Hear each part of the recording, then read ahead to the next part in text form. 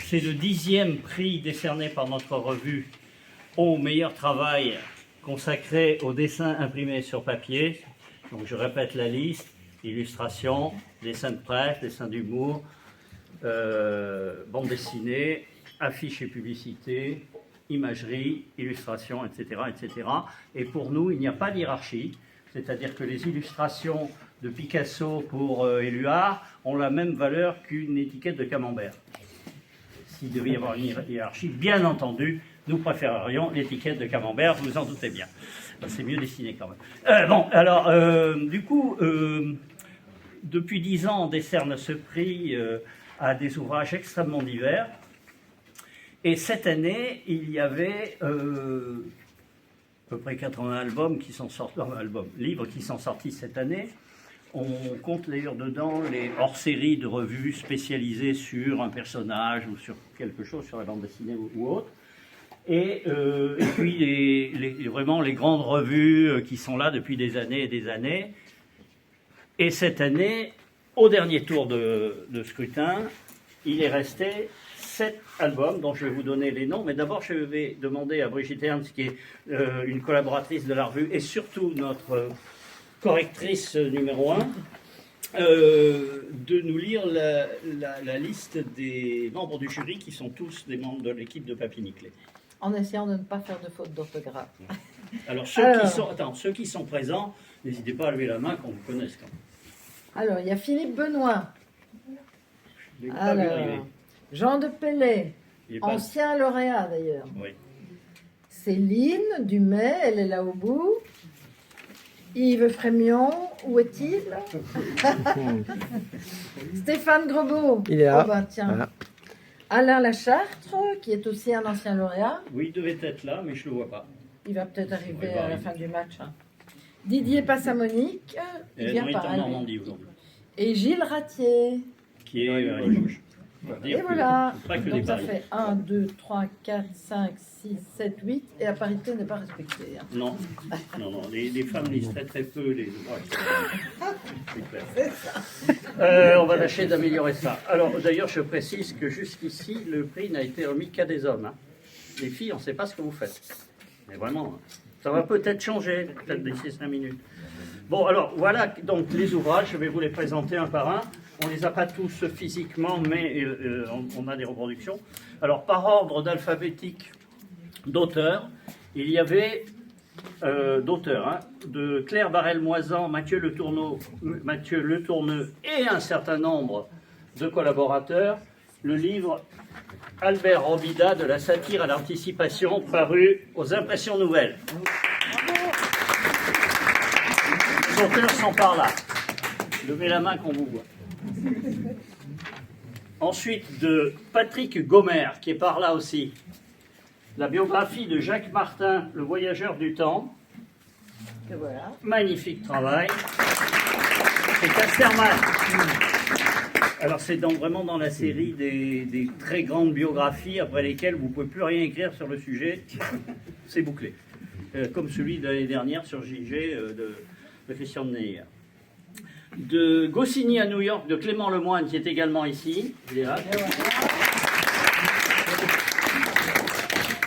Qui, justement, planche sur la période américaine de Goscinny, sur lequel beaucoup de choses ont été dites et parfois fausses. À vérifier. Mais je ne parle pas de toi, bien sûr. De François Rivière et Philippe Wurm, Jacobs, le rêveur d'Apocalypse. Alors, c'est un essai sous forme de bande dessinée. Paru chez Glénat. Je ne pense pas que les auteurs soient là. Philippe Wurm, je crois, est belge. Les trésors cachés de la BD érotique de Bernard Joubert. Qui n'est pas là. Alors d'ailleurs, le titre est mal, je l'ai mal dit, le titre c'est Panorama de la bande dessinée érotique clandestine de Bernard Joubert, qui est aussi membre de notre équipe. Revival. Je dois dire Revival, mais enfin je dis Revival. Ensuite, Last Girl Standing de Trina Robbins chez Bliss. Alors ça c'est C'est un ouvrage que l'éditeur a fait. C'est une édition française. Il a gardé le titre américain. Alors ça, c'est un livre absolument génial parce que Trina Robbins, c'est la grande figure de l'underground américain féminine. Et c'est certainement celle qui a écrit le plus sur les bandes dessinées des femmes dans le monde. Elle fait 7 ou 8 bouquins là-dessus. Elle est imbattable. Et voilà. Et ça, c'est donc paru chez Bliss. Et enfin, Shop Talk de Will Eisner, chez Comics Initiative. Bon, Eisner, on le sait, n'a pas été seulement un des plus grands dessinateurs de tous les temps, mais aussi quelqu'un qui a très bien compris le genre et qui a beaucoup écrit sur ce genre-là. Voilà, c'était les plus grands.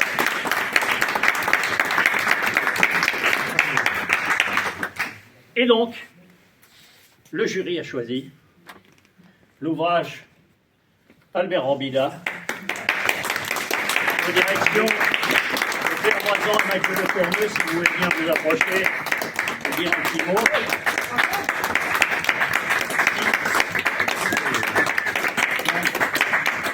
Si je ne m'abuse, c'était donc c'est un colloque dont vous avez fait les actes, vous avez dirigé les actes, avec une tripotée de dessinateurs. Alors, je vais faire quand même un truc pas mal que je vais préparer, je sais pas si j'ai mis. Je voulais dire quand même le nom de tout le monde. Parce que d'abord c'est chiant, mais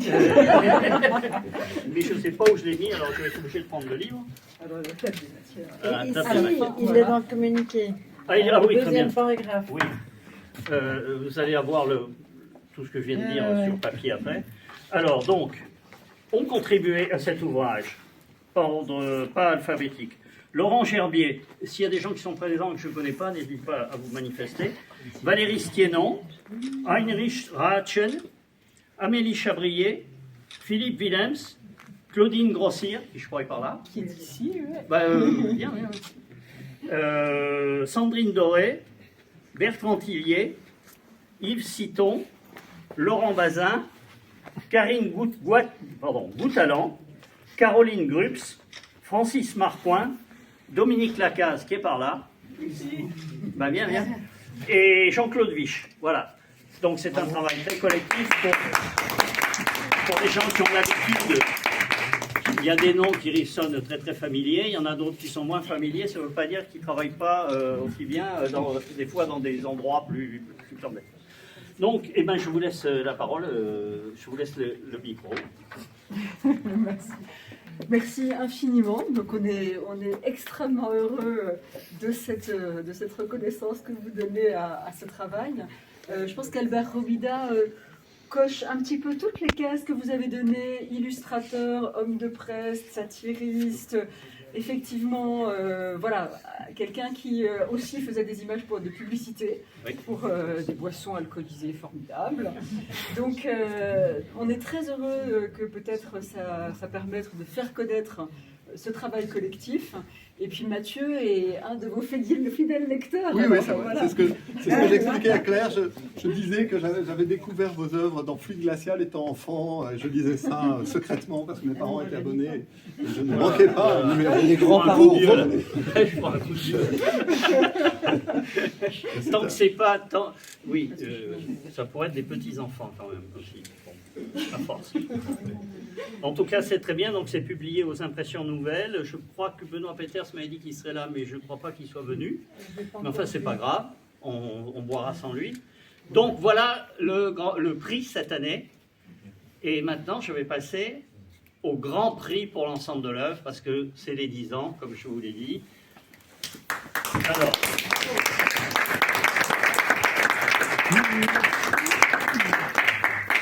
Il y a un monsieur qui, depuis près de 60 ans, publie une des revues les plus importantes sur la bande dessinée, travaillant sur des fois des dessinateurs qui n'intéressent pas forcément ni les universitaires, ni même les critiques de bande dessinée,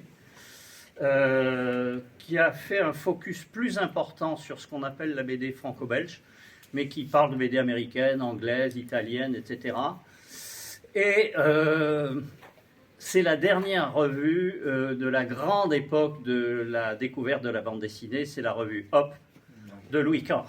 Bravo. Alors, nous avons ici le numéro 1 de Hop, et le dernier numéro de Hop, qui est le 166. C'était trimestriel, enfin, en principe. Alors Louis XV n'est pas là parce qu'il vit à Aurillac, il est assez malade, il est âgé. J'espère que le 166 n'est pas le dernier, mais je le crains quand même parce qu'il n'a plus la force qu'il a eue. Je viens de m'abonner. Hein? Et néanmoins, il était temps. Hein, il était temps, évidemment, parce que... il était très ému de ce prix. Et il a envoyé une lettre, alors je dois vous la lire. Alors c'est une lettre qui m'a fait à moi, désolé. Cher ami, j'ai été très surpris quand tu m'as annoncé le prix qui récompense tous les efforts de l'équipe de Hop, parce que le prix est décerné à toute l'équipe de Hop quand même, hein, avec lui. Et tous ceux qui ont participé de près ou de loin à cette aventure qui a débuté à une époque où les collectionneurs et bédéphiles avaient peu d'informations, Internet n'existant pas encore. Je veux dire, dinosaures. Personnellement, depuis mes lectures d'enfance, je savais reconnaître le style des auteurs et j'aurais aimé en savoir plus sur eux. J'ai eu la chance, par la suite, grâce à mon métier qui m'a permis de réaliser mon rêve, faire de la BD et en vivre plus ou moins bien, parce qu'il était dessinateur aussi, il a été un des dessinateurs depuis Fleuchien, de rencontrer et sympathiser avec certains, que ce soit pour le travail ou pour les sommaires de Hop. La liste est longue, alors là, accrochez-vous. Hein. En commençant par Jacques Dutray, hélas décédé, collaborateur de Papy Niclé, en passant par François-Xavier Burdéron, Thierry Martins, Gérard Thomassian, Jean-Paul Tibéry, Gilles Ratier, Louis Marty-Corena, Évariste Blanchet, Guy Lehideux, Alain Béran, Jean-Yves Baer, Michel Deligne, Philippe Morin, Francis Lacassin, Jean Tiby, Michel Lablanqui, Patrick Gomer, Christian Castera, Michel Denis et sa fille Isabelle, Christian Godard, Henri Dufrane, François Cortegiani, qui vient de nous quitter, Michel Motti, Lucien Hortier, Raymond Poivet, Christian Gatti, Pierre Le Guen, Roland Garrel, Patrice Valli, François Médina, Bertrand Dufosset, Roger Masse, Claude Marin, Serge Alguette, Jean-Pierre Moumont, Lucien Andrieux, la librairie L'Âge d'Or, Jacques Arbeau, Marie Mad, qui vient de fêter son centenaire, il faut le savoir, André Chéret, Philippe Capard, Pierre Calins, Pierre Chéry, Guillaume Caz, Pierre Chevrier, Jean-François Douvry, Jean de Pellé, lauréat, Jean-Claude Collinet, Roland Francard, Daniel de Pessemier, les époux Graftan, René Gollard, Hubert Holl, Michel Yamarcovaille, Jean-Claude Mézières, André Juillard, Jean-Luc Muller, François Jarry, François Lebescon, Christian Matelot, Félix Ménet, Jean-François Muglioni, le frère de Gaston Niezam, Jacques Nicolaou, Gaëtan Laloy, Georges Ramaioli, on l'a vu tout à l'heure, Olivier Rouquet, Maurice Rondepierre, Didier Chalufour, Chantal Trubert, Alex Séverin, Bernard Trout, Hervé Drouet, Georges Simonian, Jean Sanitas, Éric Vignol, Dominique Vallée, François Valtéry, Marc Vasterlin, Joël Azara. Tous reçoivent ce prix ce soir. D'un seul coup, ça en élimine plein pour les auteurs. Mais aussi les épouses des auteurs disparus. Alors là, je ne vous donne pas la liste des veuves parce que bon, voilà. Les correspondants italiens du prosine Fumetto, là aussi une liste d'Italiens, d'Argentins, d'Espagnols. Pour l'Italie, il faut aussi ajouter Gradiano Riga, il avait oublié, et l'Aurillacois Jean-Paul Felgine qui a sauvé Hop et permis de poursuivre la revue jusqu'à ce que l'argent rentre enfin, parce qu'il n'y a pas besoin de vous dire les difficultés. Henri Filippini, un grand connaisseur du monde de la BD, de même que Patrick Gomer, 2 fois, et son indispensable dictionnaire de la BD. Bon, il y en a encore quelques autres. Il termine par Nathalie, ma fille, que j'ai souvent mise à contribution pour la frappe des textes et autres recherches, ainsi que pour établir les déclarations fiscales. Hubert, mon fils, pour scanner les pages et les envoyer à l'imprimeur. Ce dernier a tout fait pour me permettre de sortir Hop à moindre coût, en me laissant faire le brochage à une époque où la modernisation n'avait pas encore éliminé cette corvée. François Hu, présent depuis le début, et plus récemment, Francis Saint-Martin, grand collectionneur sur qui je me repose pour beaucoup. Et enfin, Michel Pouget, son grand frère, qui a assuré les fonctions de président. Alors, l'association, c'est imprononçable, AEMEGP. Bon, ouais. La liste est longue, j'en oublie certainement, hélas. Étant trop handicapé et âgé pour me déplacer, je m'en remets à l'ami Frémion pour transmettre ce message, nos routes ayant été parallèles, bien que différentes, dans l'évolution de la BD et des motivations des collectionneurs et BDphiles. Il est très bien placé pour lire ma prose. Merci à tous d'avoir supporté ce texte qui vous a peut-être paru fastidieux, mais que je me dois d'assumer. Voilà. Bravo. Je voudrais préciser une chose. que vous sachiez ce que c'est que faire une revue, parfois bénévolement, c'est que à Aurillac, la Poste exigeait de lui que non seulement il classe par département, par étranger, parfois par commune, ils exigeaient de lui que pour chaque commune, il indique le numéro de la tournée du facteur. Vous voyez, quand on ne veut pas distribuer les trucs parce que ça fait du travail, on est capable de tout faire pour empêcher une revue de paraître. Il a tenu 60 ans. Bravo. Bravo.